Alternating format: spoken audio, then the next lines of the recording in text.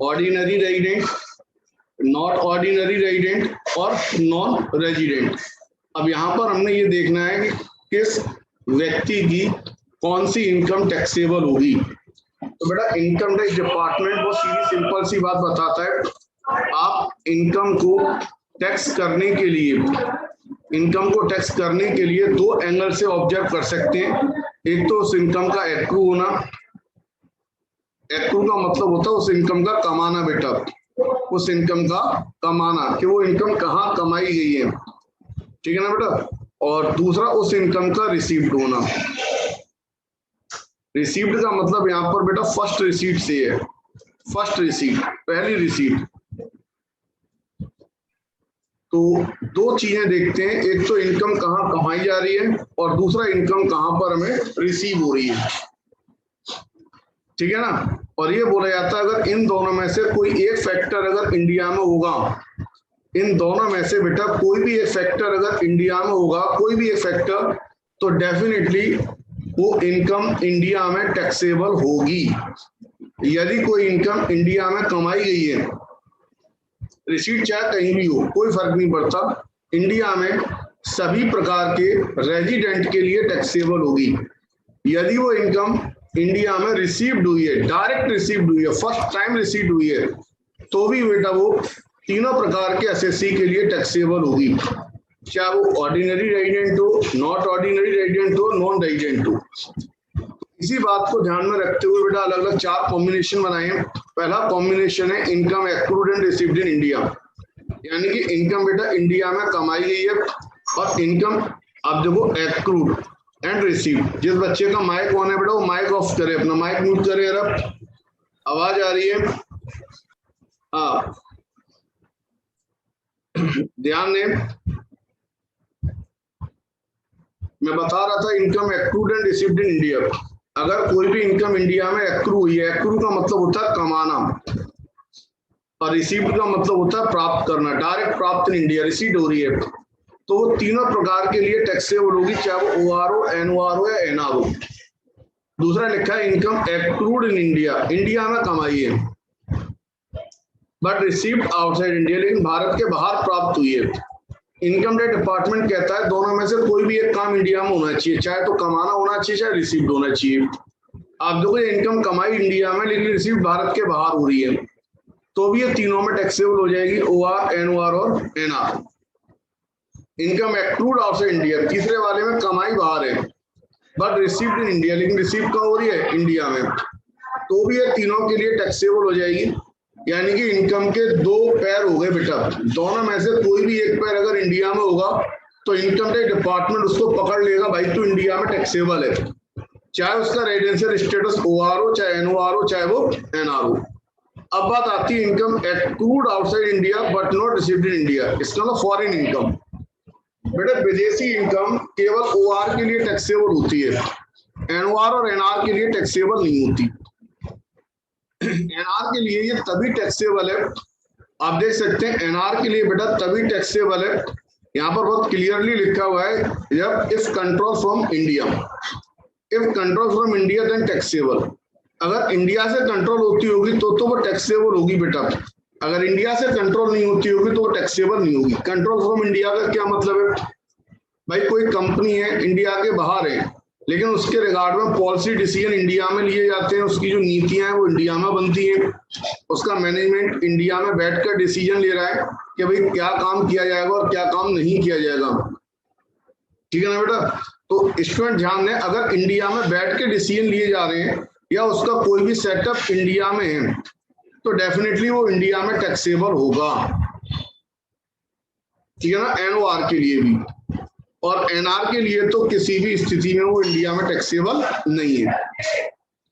तो सर पहली तीन कैटेगरी, दोनों चीजें इंडिया में कमाई, इंडिया में इंडिया के बाहर प्राप्त की है, इंडिया के बाहर कमाई है लेकिन इंडिया में प्राप्त की है, कोई भी स्थिति हो तीनों के लिए टैक्सेबल है। चौथी स्थिति में फॉरेन इनकम है बेटा, फॉरेन इनकम ओआर के लिए तो टैक्सेबल है ही है, एनओआर के लिए तभी टैक्सेबल होगी जब कंट्रोल फ्रॉम इंडिया होगी या सेटअप इन इंडिया होगा उसका, एनआर के लिए वो भी नहीं है। अब बात आती है past untaxed foreign income remitted to India. देखो पास्ट अनटैक्स्ड फॉरेन इनकम यानी विदेशी आय अनटैक्स जिस पर इंडिया में टैक्स नहीं लगा। अब रेमिटेड टू इंडिया मतलब भारत लाई गई, रेमिटेड टू इंडिया का मतलब भारत लाई गई ऐसी इनकम जो विदेशों में कमाई थी, विदेश में इकट्ठी की। अब चूंकि करदाता इंडिया में आ रहा है तो इंडिया में लेकर आ रहा है उस इनकम को, ठीक है ना। तो ऐसी इनकम किसी भी असेसी के लिए टैक्सेबल नहीं है, चाहे वो ओआर हो, चाहे वो एनओआर हो, चाहे वो एनआर हो, किसी के लिए भी वो टैक्सेबल नहीं है, ठीक है ना बेटा। इसके बाद स्टूडेंट ध्यान दें, इसमें कुछ इनकम है जो स्ट्रेट फॉरवर्ड एग्जेम्प्ट है। लिखा हुआ है फुल्ली एग्जेम्प्टेड इनकम, यानी कि agriculture income in India. India में अगर एग्रीकल्चर इनकम होगी तो अंडर सेक्शन 10(1) एग्जेम्प्ट होगी। नंबर 2 बेटा amount received from Hindu undivided family under section 10(2). अगर HUF से बेटा कोई भी अमाउंट रिसीव होता है तो वो अंडर सेक्शन 10(2) में कर मुक्त होगा, एग्जेम्प्ट होगा। थर्ड बेटा share of profit from partnership firm, partnership firm से बेटा अगर प्रॉफिट में कोई भी हिस्सा मिलता है अंडर सेक्शन 10(2) में एग्जेम्प्ट होगा। Payment from PPF public provident fund, PPF मतलब बेटा public provident fund, public provident fund से अगर कोई भी धनराशि प्राप्त होगी 10(11) में एग्जेम्प्ट होगी। डिविडेंड फ्रॉम ए डोमेस्टिक या फिर इंडियन कंपनी अंडर सेक्शन 10(34), अगर इंडियन कंपनी से कोई भी डिविडेंड यानी कि लाभांश प्राप्त हो रहा है तो वो एग्जेम्प्ट होगा। तो ये 5 बेटा आपके अपने लेवल पर इनकम है, वैसे तो और भी कई हैं लेकिन अमूमन आपके लेवल पर ये 5 मिलती हैं आपके सिलेबस के हिसाब से, तो ये एग्जेम्प्ट हो जाती हैं बेटा, टैक्सेबल नहीं होती, चाहे वो OR हो, NOR हो या NR हो। बच्चे ध्यान देना, एग्रीकल्चर इनकम इन इंडिया है, भारत में है। अगर एग्रीकल्चर इनकम इन पाकिस्तान होगी, एग्रीकल्चर इनकम इन US होगी यानी इंडिया के बाहर होगी तो वो टैक्सेबल होगी। दूसरी बात, यहाँ भारतीय कंपनी से लाभांश मिलेगा तो एग्जेम्प्ट है, लेकिन अगर किसी विदेशी कंपनी से लाभांश मिलेगा तो वो टैक्सेबल होगा, कोई भी विदेशी कंपनी हो, किसी भी कंट्री की हो। बात समझ में आ रही है बच्चों को? कुछ पूछना हो तो मुझे बताओ। हाँ भाई पूजा बेटा अपना ये वीडियो ऑन करके बैठो, ऑफ करके नहीं बैठो। एक ये बच्ची कौन है? राशि अग्रवाल। चालू तो है। अब किया है तुमने चालू। राशि अग्रवाल अपने आप आ जाएगा बेटा, अपलोड हो जाए, परेशान नहीं। ये कौन लड़की है? वीडियो ऑन करके बैठे बेटा, वीडियो ऑफ नहीं करके बैठो। हाँ भाई कुछ पूछना है किसी बच्चे को? कुछ पूछना हो तो मुझे बताओ, ठीक है ना बेटा? नहीं तो फिर मैं इसके बेस पर आपको क्वेश्चन बता रहा हूं। अबे हाँ ना तो कर दो कम से कम, जो मैंने बताया वो समझ में आया या नहीं आया कुछ? आ गया समझ में? पूजा तुम्हारा वीडियो नहीं आ रहा, वीडियो ऑफ है तुम्हारा। राशि तुम्हारा भी वीडियो ऑफ है, अब तुमने ऑन किया है। राशि क्या बात है बेटा, मेरी आवाज नहीं आ रही है तुम्हें? अब ऑन किया है वीडियो, इसमें वीडियो ऑन करके बैठो, इससे कम से कम मेरा तुमसे इंटरेक्शन हो, नहीं? क्योंकि हमें आपकी इंफॉर्मेशन कॉलेज भी देनी होती है भैया, तो ये जरूरी है। किसी बच्चे को कोई बात पूछ रही हो तो मुझे बताओ जरा, किसी को कोई बात पूछनी है?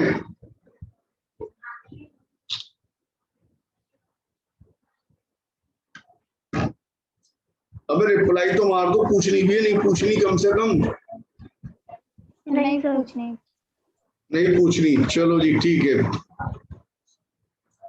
अब निकालते हैं आपके सामने आपका क्वेश्चन, लेकिन ये आपके सामने आ ही नहीं होगा अभी, है ना? अब आ जाएगा। चलो आ गया बच्चों के सामने क्वेश्चन? यस सर आ गया। चलो जी, आपकी बुक का ही मैंने आपको बेटा इसमें डाला हुआ है, बच्चे देख सकते हैं। इसमें पहले एग्जाम्पल नंबर 17, देखो जरा एग्जाम्पल 17 क्या दिया हुआ और किस तरीके से दिया है, ठीक है? माइक म्यूट कर ले बस, रुकिए, तुम्हारा माइक अनम्यूट हो जाता है बेटा। चलो जी हो गया म्यूट, उसको म्यूट करने की भी प्रैक्टिस करो, मैंने कर दिया है, ठीक है ना? देखो जी क्या दे रहे हैं इसमें, श्री पी के जैन गतवर 2019-20 की करयोग आय निम्न है। पी के जैन की आय दी हुई है, ठीक। भारत के बाहर उपार्जित किंतु भारत में प्राप्त वेतन, भाई कमाया भारत के बाहर है। कहाँ कमाया है? भारत के बाहर। और मिला कहाँ पर है बेटा? भारत में। बच्चे ध्यान दो, प्राप्त कहाँ हो रहा है? भारत में। तो ये तीनों प्रकार के लिए टैक्सेबल होगा 30,000 रुपए, ठीक है ना। तीनों के लिए टैक्सेबल होगा 30,000 रुपए। बच्चे इसको देख सकते हैं, नीचे इसका सॉल्यूशन दिया हुआ। फर्स्ट पॉइंट 30,000 रुपए यानी सैलरी इन इंडिया। और आप देख सकते हो बेटा, सैलरी इन इंडिया ओआर के लिए भी है, एनओआर के लिए भी है और एनआर के लिए भी है। किसी बच्चे ने कोई बात पूछनी हो तो बताओ, और अगर बुक है तो बुक में अपना खोल के देख सकते हैं। Example number 17।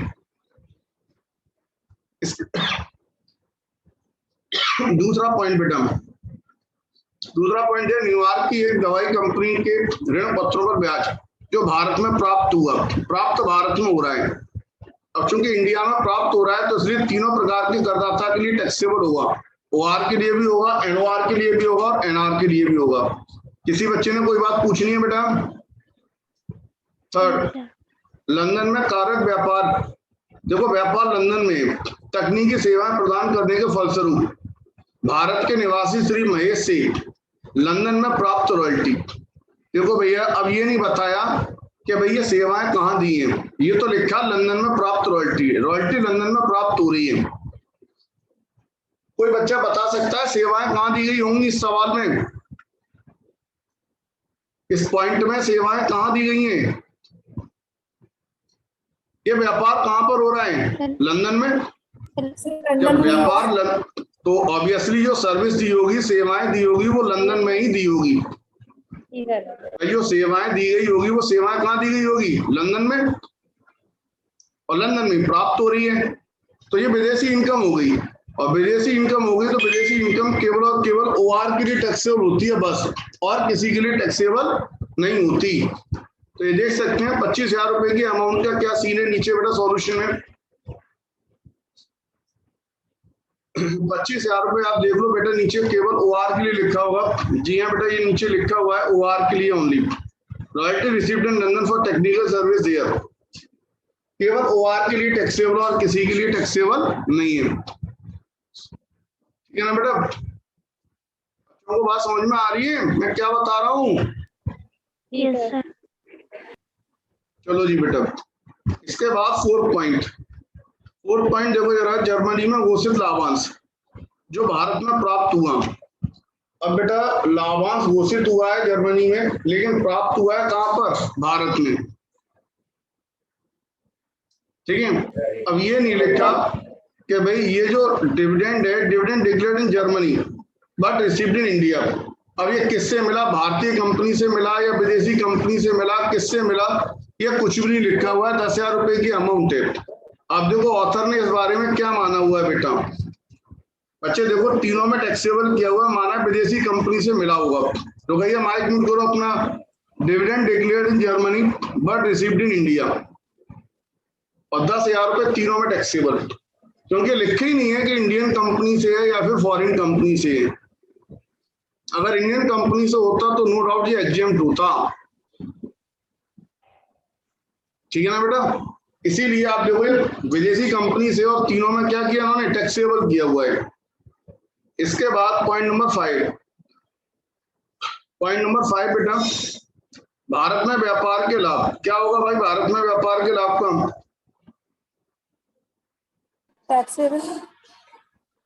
टैक्सेबल तो होगा, लेकिन किस किस के लिए? हाँ ये सही आंसर है, तीनों में टैक्सेबल। ओआर, एनओआर और एनआर तीनों में टैक्सेबल। नंबर 6 है अमेरिका में व्यापार कर रही एक भारतीय कंपनी से प्राप्त फीस। व्यापार हो रहा अमेरिका में, फीस प्राप्त हुई जो अमेरिका में प्रदत्त तकनीकी सेवाओं के प्रतिफल में। सेवाएं बेटा अमेरिका में दी गई हैं। यह फीस भारत में उसके बैंक खाते में सीधी जमा कर दी। भारत में उसके बैंक खाते में सीधी जमा कर दी। रिसीव्ड इंडिया में हो रही है डायरेक्ट। देखो दो बातें देखते हैं, कहाँ कमाई और कहाँ प्राप्त की। साफ साफ लिखा हुआ भारत में प्राप्त हो रही है डायरेक्ट, तो फिर तीनों में टैक्सेबल हो जाएगी 20,000 रुपए। ओआर के लिए भी आएगा, एनओआर के लिए भी आएगा और एनआर के लिए भी आएगा। हाँ जी बेटा, कोई डाउट? नहीं सर। अगला देखो, नेपाल में होटल व्यापार से लाभ। अब बेटा नेपाल में, नेपाल कहाँ पर है?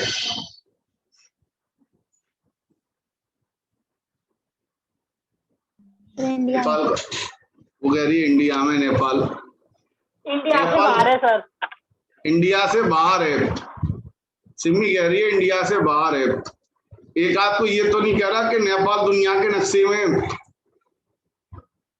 अब दुनिया तो है ही है बहुत बड़ी। ओ भाई हमें ये देखना है कि नेपाल इंडिया में या इंडिया के बाहर है। वो कह रही है इंडिया में, दूसरी कह रही है इंडिया के बाहर है। बाकी बच्चों की क्या विचार है? नेपाल इंडिया में, इंडिया के बाहर है? एक आध कोई और बता दे भाई, तो फिर आगे चले। इंडिया का नेबरिंग कंट्री है।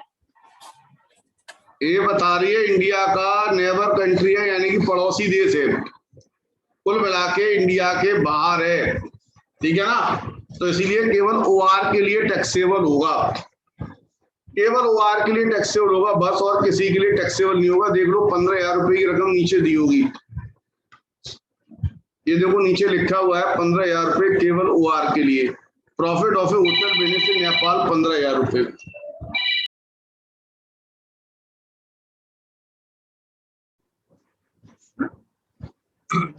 हाँ भाई, बच्चों को ये बात समझ में आ गई? आवाज आ रही मेरी बेटा?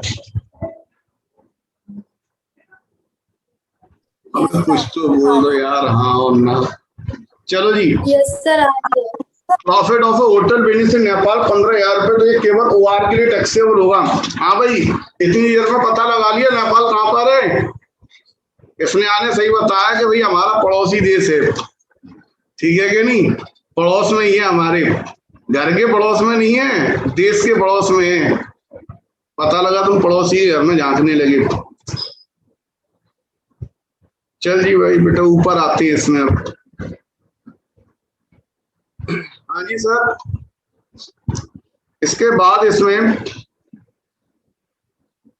श्रीलंका में व्यापार से आए। व्यापार भारत से नियंत्रित है। आप देखो भैया, श्रीलंका में व्यापार से, और व्यापार कहां से हो रहा है? इंडिया से। सर व्यापार इंडिया से हो रहा है, आज श्रीलंका के बैंक में ही जमा है, ठीक है ना। तो बच्चे देख सकते हैं श्रीलंका में व्यापार से आए, किस किस के लिए आएगी कोई बताएगा? ओआर में तो कंफर्म है। ओआर में तो कंफर्म है, एनओआर में भी आएगी, एनओआर में भी आएगी भाई, ओआर में भी आएगी, एनओआर में भी आएगी। पूजा बता रही है एनओआर में भी आएगी। एक आध कोई एनआर बताने वाला हो? एनआर में क्या करेंगी?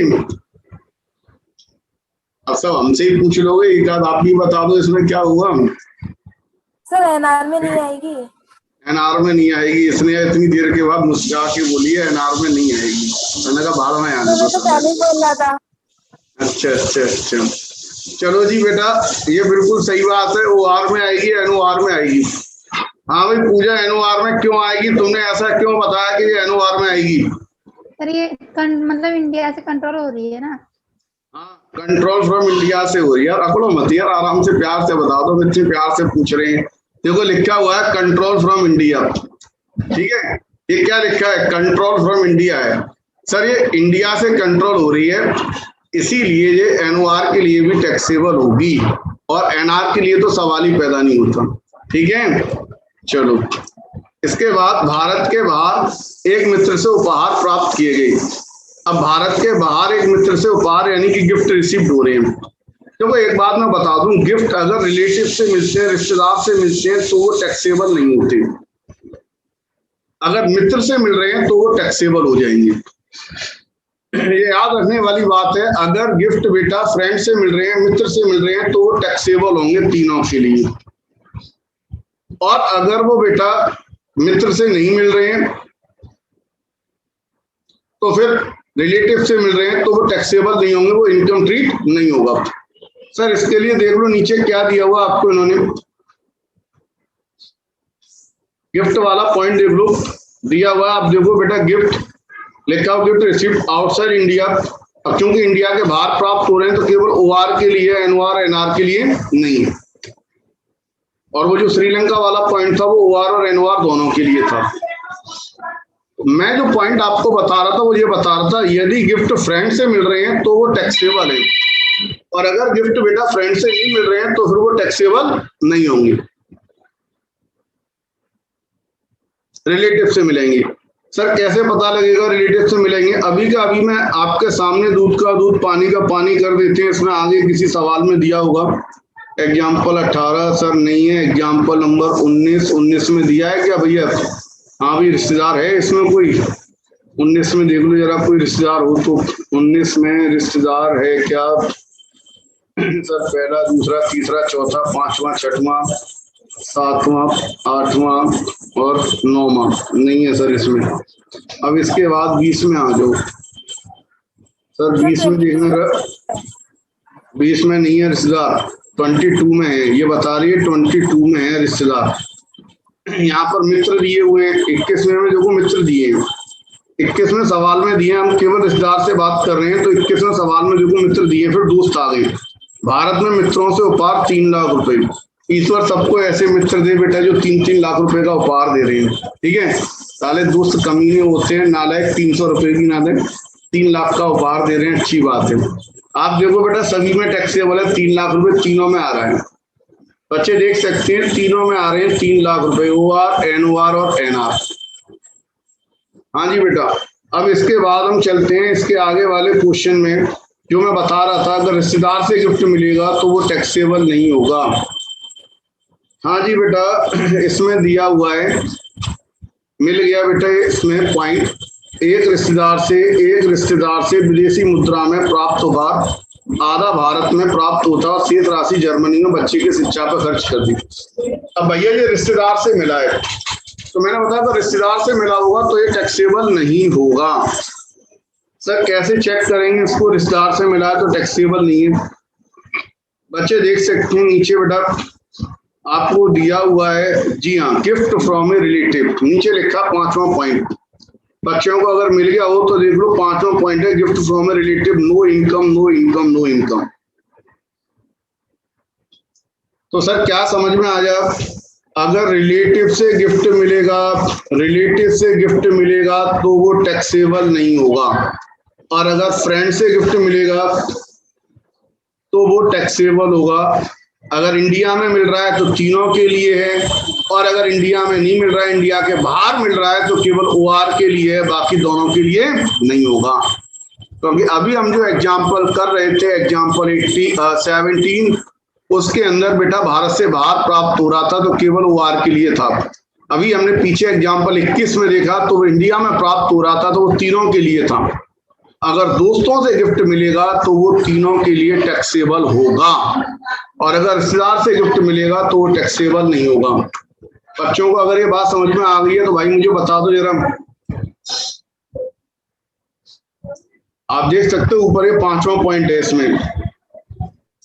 हाँ भाई चलो, मोनिका कह रही है डन हो गया भाई, समझ में आ गई बात। और किसी बच्चों को बात पूछनी हो इसमें? और किसी बच्चे ने कोई बात पूछनी है?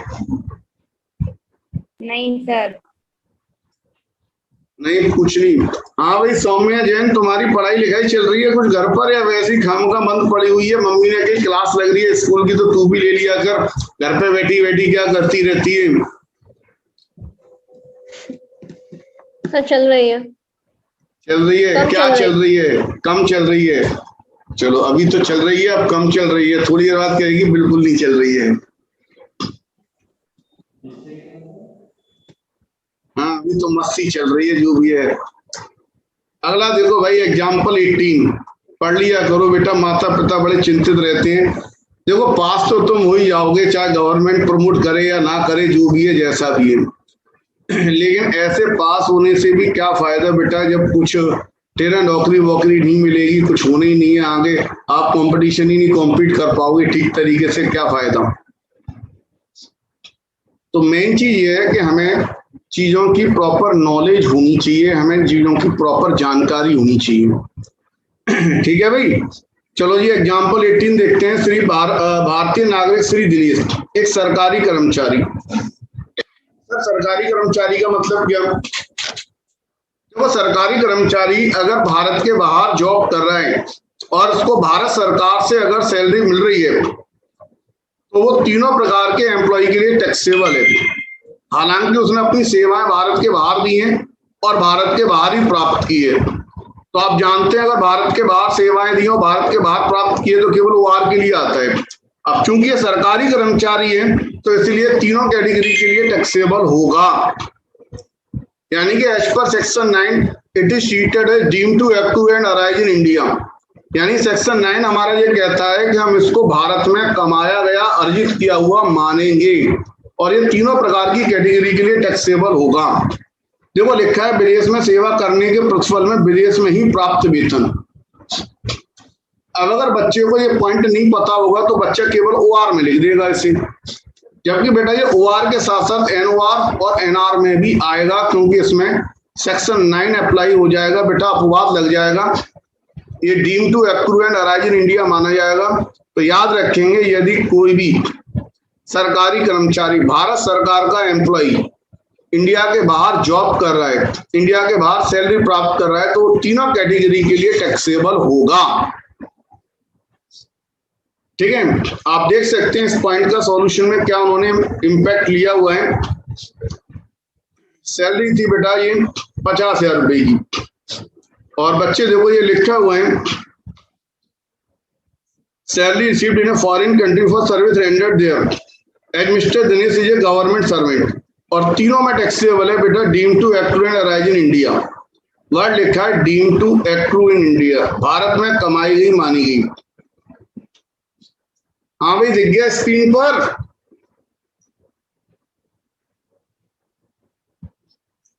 अभी बेटा 1 मिनट रह गई है, आपकी क्लास खत्म होगी। मैंने लॉजिक आपको समझा दिया, आप घर पर इसको रिवाइज करेंगे और कल आपकी क्लास होगी। बाकी की चीजें थोड़ा बहुत जो भी डाउट होगा कल इसमें बता दूंगा, नहीं तो फिर कल सैलरी बताऊंगा। कुछ पूछना है इसमें? No sir. कोई बात बेटा, किसी बच्चे ने ऊपर आते हैं सर लौट के। अभी 1 मिनट से भी कम रह गया है, क्लास बंद होगी, फिर कल ही क्लास होगी 9:30 बजे, मैसेज में डाल दूंगा। पाकिस्तान स्थित कृषि भूमि से आए, मैंने कहा था अगर इंडियन कृषि भूमि होती है तो इनकम एग्जेम्प्ट होती है सेक्शन 10 सब सेक्शन 1 में, लेकिन ये पाकिस्तान में स्थित कृषि भूमि से आए तो ये टैक्सेबल होगी और OR के लिए टैक्सेबल होगी, केवल OR के लिए। बच्चे देख सकते हैं केवल OR के लिए टैक्सेबल है बेटा। ये थोड़ी देर में क्लास बंद हो जाएगी आपकी। नीचे लिखा हुआ है देख सकते हो 20,000 रुपए। ठीक है ना बेटा, कोई डाउट? चलो इतना ही कर रहे हैं इसमें, ठीक है।